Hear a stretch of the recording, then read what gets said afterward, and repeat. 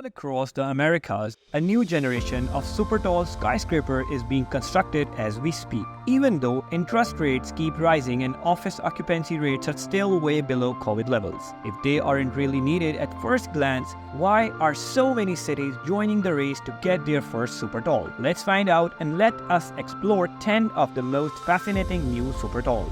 Starting off in Seattle.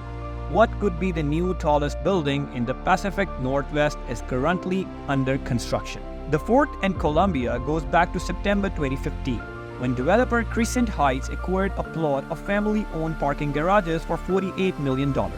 The stage was set for a groundbreaking 102-story super-tall skyscraper, the first of its kind in the region. Designed by Seattle-based Element Architects, the original plan turned out to be too bold even for a project of this scale. Compared to the other projects on our list, the 4C saw some intense redesigns as the developers kept looking for the perfect one. Initially because the 4C could potentially cause disruptions to air traffic. Its height was reduced to 100 stories in 2016, and then again to 93 stories at 314 meters.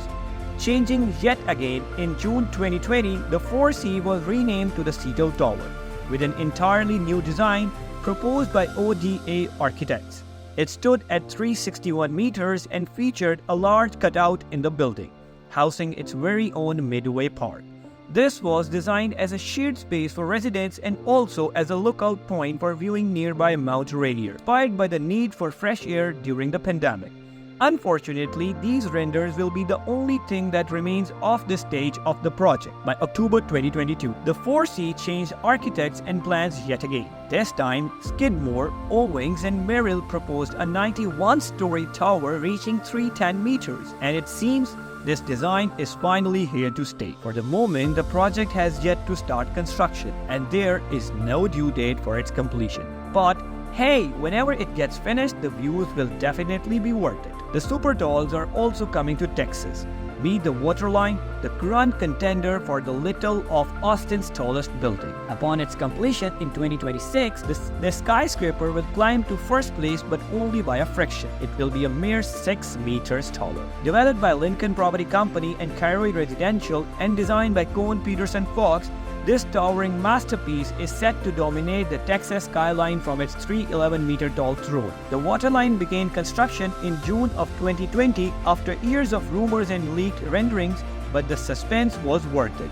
Its spectacular design features contemporary elements of steel and glass, while retaining its connection to nature with floor-to-ceiling windows, warm textures, and native stone, all in order to seamlessly blend in with its surroundings. The base of the tower is lifted 9 meters above the street and supported by the sculptural columns, paying homage to some of Austin's unique tree species. Beyond steel and glass, the Waterline focuses on community. The developers have made a conscious effort to give back to the city with a pledge of $1 million towards the Waterloo Greenway project. Being a part of this massive public park itself, the Waterline will therefore be surrounded by green open spaces, which not only benefits its residents but also enhance the overall quality of life in Austin. Offers fantastic views of the Colorado River from a top-out height of 311 meters. Currently, construction is still at the ground level, with the tower's core already rising from its spot near Waller Creek.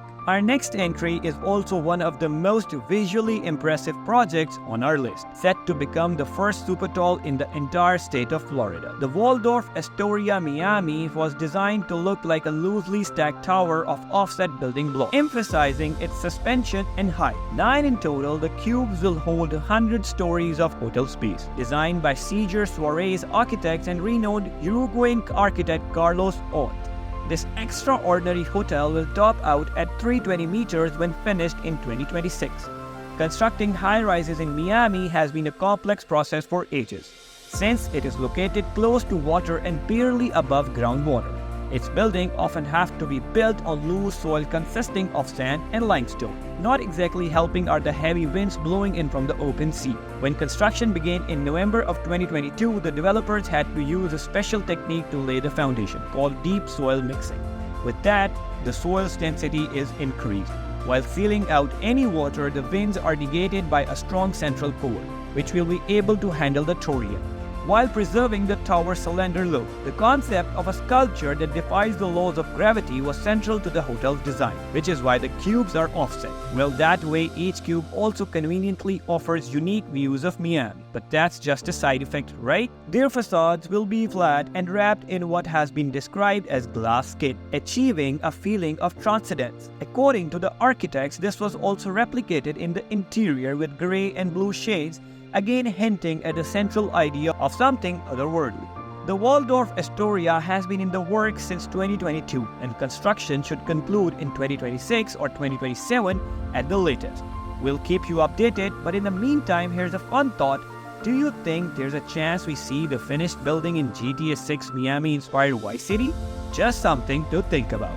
So before we talk about South America's new tallest skyscraper, let's take a look at the reasons behind their rise in construction. It's actually quite an interesting development.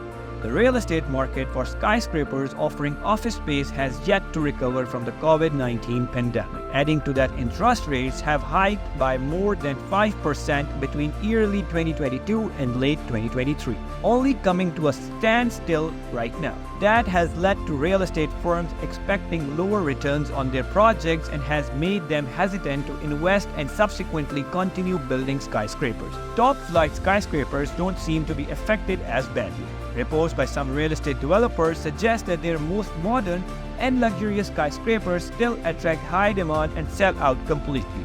So, exactly that kind of high-rises we are talking about in this video. But there is more to it than the economic perspective. A super tall skyscraper is also a vanity piece which elevates a city to a higher level. It represents economical and technological advancement, promotes investment, attracts big businesses, and even tourism.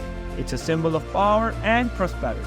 So cities with modern and state-of-the-art super talls become part of an elite club. As such, we can expect that in the future. As cities prosper and grow, more and more super talls will grace their skylines. Our next entry rests on Canadian soil and is another recurring point of interest for us. However, the one skyscraper in Toronto is making slow progress as its developers are facing financial trouble. The tower recently marked a milestone, hitting its 41st story and formally achieving skyscraper status in 148.55 meters. But a year behind schedule, the one now stretches over halfway towards its eventual height of 328 meters. It will introduce 647 residential units to the heart of Toronto, along with the hotel and retail spaces. But recent news has shown that the one may be in for some financial and legal trouble. The company behind the tower, Mizrahi Developments, has defaulted on multiple debts. It's also being sued by one of its major lenders, a Chinese state-owned enterprise, for allegedly failing to pay its dues on a $230 million loan. In 2022, Apple also sued the developer due to delays, as the tech giant was supposed to have a flagship store in the building. Later, Apple dropped out of the deal. In total, the developers are more than $1.6 billion in debt, while the cost of the project exceeds $2 billion, $600 million more than expected. As such, construction is already a year behind schedule while the developer struggles on multiple fronts. Does this mean that the one will never happen? Apparently, it's still on track to be finished at some point in 2025, but it remains to be seen at what cost. In our final entry on the list, we visit the Tribune East Tower project at 421 North Michigan Avenue in Chicago. Of course, a super tall project is no news to the city that houses more than 1,300 high-rises, but the Tribune East Tower shows that the trend of vertical living continues even in skyscraper-rich cities. Approved in 2020 but without any developments to show for it, rumors of scrapping the project are now disappearing amid renewed optimism for its revival. Soaring to a height of 433 meters, the structure of the Tribune East Tower will taper, featuring a glass curtain wall embellished with gold-color vertical film. This design ensures the preservation of panoramic views of the original Tribune Tower from the Odin Slip, one of the Chicago's canals. The tower will likely offer a hotel quarter and residential unit, providing much-needed space to the city. Originally set to begin construction last year, recent updates now indicate